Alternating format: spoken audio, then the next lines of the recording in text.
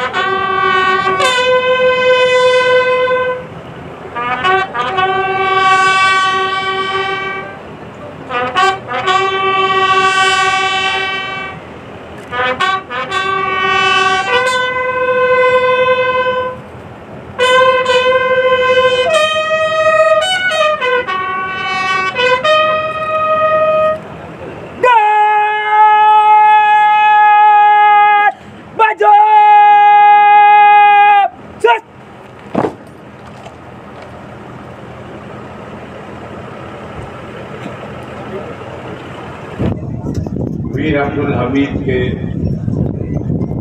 शहादत दिवस के कार्यक्रम में मंच पर उपस्थित परम सम्मानित भारतीय सेना के मेजर जनरल J.S. फैसला ji, brigadier Raju Nagiyal ji, deputy commander K Jaishankar जी, गाजीपुर के सीडीओ साहब, मंच पर उपस्थित पूर्व सांसद अमिताभ दुबे जी, गणमान्य नागरिकगण, कार्यक्रम में उपस्थित सेना के रिटायर्ड अधिकारी और जवान, इस कार्यक्रम में उपस्थित क्षेत्र के जनप्रतिनिधिगण, बुजुर्गों, नौजवान दोस्तों, पत्रकार बंधुओं और विशेष रूप से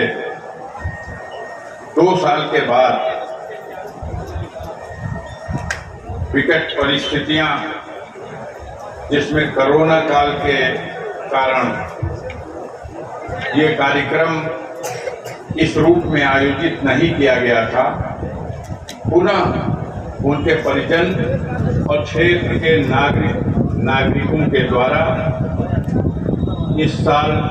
उसी रूप में फिर से इस कार्यक्रम को आयोजित करने का जो फैसला लिया गया, उसको अमल किया गया। वो धन्यवाद के पात्र हैं। आप सभी को इस कार्यक्रम में मैं अपनी ओर से ढेर सारी शुभकामना इस बात के लिए कि जब कोई गाड़ी चलती रहती है तो चलती रहती है, एक बार खड़ी हो जाती है तो फिर उसे चलाना जरा कठिन होता है। हम आए थे कुछ दिनों पहले, जब इसी परिवार से संबंधित शहीद अब्दुल हमीद साहब के चचेरे भाई, उनका निधन हो गया था गांव में। वहां से जब लौटे तो इन प्रतिमाओं के ऊपर ये जो छत लगाने का कार्य है हुआ है, ये कहीं बहुत दूर से लोग आए थे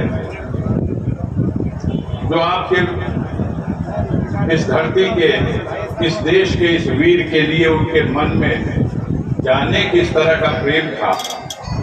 कि वो लोग यहीं आकर के कई दिन रुके रहे और ये इसकी छत डालने से लेके रंगाई पुताई और इस कैंपस को फिर से एक खूबसूरत कैंपस बनाने में वो जुटे रहे। मुझे देख के बहुत अच्छा लगा। आज इस कार्यक्रम में आने के बाद इसको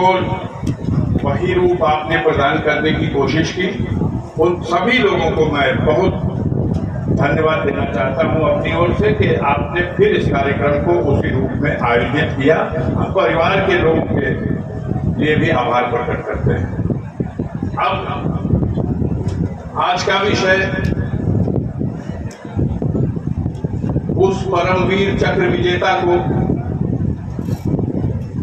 जिसने एक नामुमकिन कार्य को करके दिखाया था और अपनी बहादुरी से और देश की रक्षा में अपना बलिदान दे करके पेटेंट टैंक और कई पेटेंट टैंक तोड़ करके एक बहादुरी का कीर्तिमान बनाया। आज तक और आगे आने वाली नस्लों तक इस गांव के, इस क्षेत्र के, इस जनपद के और इस देश के नौजवान उस पर गर्व करते रहेंगे, उसकी बहादुरी पर गर्व करते रहेंगे। आज देश में 75वीं आजादी की वर्षगांठ मनाई जा रही है। पूरा वर्ष मनाया गया। देश को स्वतंत्र हुए इस 75 साल के इस कार्यकाल में देश ने जो तरक्की की, देश की आजादी के लिए जिन लोगों ने बलिदान दिया, जिन्होंने कुर्बानियां दी, उनकी गाथाओं को याद किया गया और इस आजाद भारत की सीमाओं पर जो समय समय पर चुनौतियां आई, संकट आया, उस चुनौतियों और संकट की घड़ी में देश के वीरों ने, भारतीय सेना ने जिस तरह के पराक्रम का परिचय दिया, वो दुनिया के सामने एक बेमिसाल नतीजा है। स्वतंत्रता के साथ ही साथ 1947 में देश आजाद हुआ, लेकिन एक आजाद भारत सुरक्षित कैसे रहे, इस देश में रहने वाले करोड़ों लोग सुरक्षित कैसे रहे, इसकी जिम्मेदारी तो सब पर थी, लेकिन सबसे बड़ी जिम्मेदारी सीमाओं पर खड़े हमारे जवानों की थी, हमारी सेना की थी। और हमारी सेना के जवानों ने जब जब संकट आया है, हर चुनौती का साहस के साथ मुकाबला किया और सफलता हासिल की। हम इस अवसर पर बताना चाहते हैं गाजीपुर के इतिहास को। आप जब गाजीपुर में आए हैं और सेना से जुड़े हुए अधिकारी हैं तो सभी जानते होंगे, लेकिन थोड़ा बड़ा इसलिए करना चाहता हूं कि 1947 में जब सबसे पहले आजादी के तुरंत बाद कबायलियों की मदद से पाकिस्तान की सेना कश्मीर में घुसपैठ करने में सफल हुई, तो उस लड़ाई में भी जब कश्मीर का राजा हरि सिंह दिल्ली आकर के हमारे प्रधानमंत्री के सामने उस समझौते पर दस्तखत किया कि अब से कश्मीर भारत का अभिन्न अंग होगा और भारत की जो पहली सेना भेजी गई उस सेना का नेतृत्व करने का काम भी इस गाजीपुर की मिट्टी से जुड़े हुए वीरों ने किया। हम स्मरण दिलाना चाहते हैं उस नाम को जिसे ब्रिगेडियर उस्मान के नाम से, जिन्हें महावीर चक्र मिला, जिन्हें मोहम्मद अली जिन्ना ने ऑफर दिया कि आप पाकिस्तान चले आओ, हम पाकिस्तानी सेना का जनरल बनाएंगे, लेकिन उस वीर ने मोहम्मद अली जिन्ना के उस प्रस्ताव को ठोकर मार दी। वो झांगर घाटी, वो नौशेरा, जिसे प्राप्त करने के लिए दुश्मन की सेनाएं बेताब थीं और उसके प्रयास जारी थे, उन सारे प्रयासों को असफल करके वीरता पूर्वक भारतीय सेना और भारतीय सेना के नेतृत्व करने वाले इन वीरों ने सफलता हासिल की। और हमें गर्व होता है आज भी ये बताते हुए कि हम भी उन्हीं के वंशज हैं जो ब्रिगेडियर उस्मान साहब थे, जिन्होंने नौशेरा में अपना सर्वोच्च बलिदान करके, जिन्हें मरणोपरांत महावीर चक्र की उपाधि मिली। तो ये गाजीपुर की जो धरती है, इस धरती ने अभी कारगिल के युद्ध में 16 ऐसे जवान थे जिन्होंने कारगिल की चोटी पर पुनः विजय प्राप्त करने के लिए उस दौरान गाजीपुर के वीरों ने अपना बलिदान दिया। सबसे पहले पखनपुरा गांव में इश्तियाक खां का शव आया, पूरे जनपद में कोहराम मच गया। एक भाई तो शहीद हो चुका था, दूसरा भाई जिंदा भी था, तो उसके दोनों पैर बर्फ में कई दिनों तक गड़े होने की वजह से वो सिल्ली हो चुके थे, एक तरह से शीशा हो चुके, वो न उसे हिला सकता था और इतनी पीड़ा थी उसको कि पेन किलर इंजेक्शन पे वो जिंदा था। राम दुलार यादव, जयप्रकाश यादव, कमलेश सिंह, अनेकों वो वीर जिन्होंने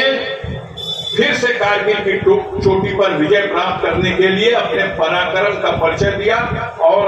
अपना बलिदान दिया। 1971 के युद्ध में जब भारतीय सेना ने पाकिस्तान का नक्शा बिगाड़ दिया, उसे 2 टुकड़ा कर दिया, एक नए राष्ट्र बांग्लादेश का उदय हुआ, उस युद्ध में भी गाजीपुर का गौरवशाली इतिहास है। यहाँ के वीरों ने बलिदान दिया। 1962 का वो युद्ध, उसी कहमर गांव के वो शहीद थे जिन्होंने पहली बार जब चाइना ने 1962 में घुसपैठ करी, हमला किया, तो उसमें मुकाबला किया और बलिदान देने में गाजीपुर 1962 के युद्ध में भी उसी कहमर का, जिसका आप लोग जिक्र कर रहे थे, उसी कहमर का वो वीर था। आज हमें नाज है इस मिट्टी पर, यहाँ के उन नौजवानों पर, उनकी देशभक्ति पर, जो भारतीय सेना में अपने पराक्रम से हमेशा ये साबित करते रहे कि गाजीपुर एक बलिदानी धरती है, जिसने जहां एक तरफ देश को स्वतंत्र कराने की लड़ाई में, हम बड़े सम्मान के साथ ये इतिहास अपने मेजर जनरल साहब को बताना चाहते हैं कि भारत स्वतंत्र हुआ 15 अगस्त 1947 को, लेकिन ये गाजीपुर और बलिया की धरती 5 वर्ष पूर्व 18 अगस्त 1942 को आजाद हो गई थी। 13 दिनों तक ब्रिटिश हुकूमत का झंडा उतार करके जला दिया गया और चिट्टू पांडे को डिक्टेटर कलेक्टर बना करके बैठा दिया गया। 14वें दिन ब्रिटिश सेना जब नदी के रास्ते से आई, तब उसने नियंत्रण पाया और मोहम्मदाबाद तहसील पर ब्रिटिश हुकूमत में गोली चलाई गई। शिवपूजन राय के नेतृत्व में 8 लोग वहां शहीद हुए। बैरिया में लोग शहीद हुए। 13 दिन तक 1942 में 18 अगस्त के बाद ये क्षेत्र, ये इलाका अपने आप को स्वतंत्र घोषित कर चुका था। हमेशा से ये वीर, इस धरती की वीरता का एक इतिहास रहा है। ब्रिटिश हुकूमत ने यहां की बगावत को कुचलने के लिए, चूंकि अमृत महोत्सव हम मना रहे हैं, इसलिए ये दोनों दृश्य थोड़ा सा हम आपके सामने याद दिलाने के लिए और हमारे जो मेहमान आए हैं इस कार्यक्रम में उनके संज्ञान में देने के लिए